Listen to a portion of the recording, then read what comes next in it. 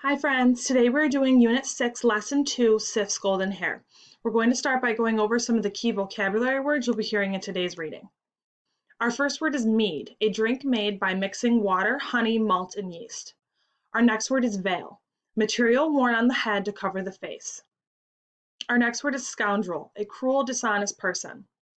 Our next word is hideous, which means very ugly. Our next word is dwarf, a mythical, human-like creature that lives underground. Then we have awry, which means wrong, happening in an unexpected way. Our next word is assembly, which is a meeting. And our last word is summon, which means to call for. We are now going to move into today's reading. Chapter 1, Sif's Golden Hair. Odin, the father of the Norse gods, sat at the dinner table. By his side sat two ravens. Their names were Thought and Memory. They were Odin's flying spies. Each day they left Asgard, the home of the gods, and flew around the world. Each night they flew back to Asgard to tell Odin what was happening in the world.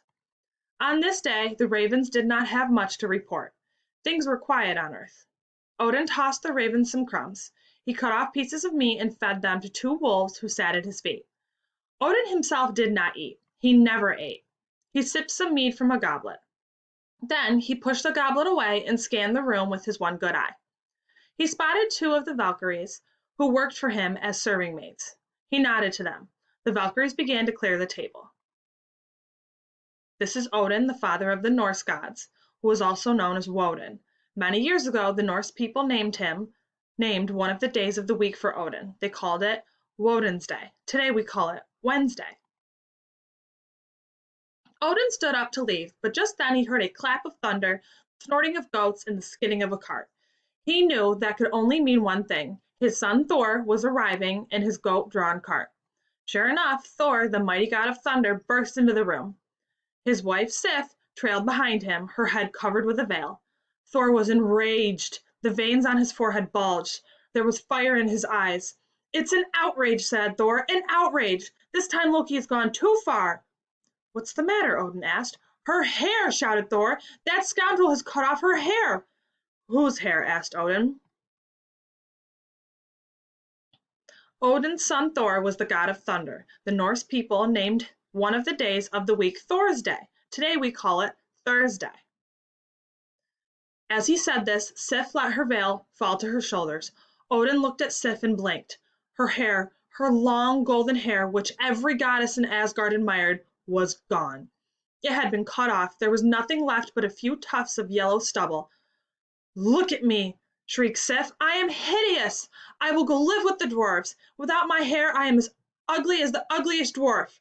Odin frowned. He turned to Thor and said, "Are you sure it was Loki who did this?" Odin asked the question, but even as he did so, he felt there was no need to ask. It had to be Loki. It was always Loki. Whenever something was stolen, whenever things went awry, whenever any bad deed was done, it was always Loki who was behind it.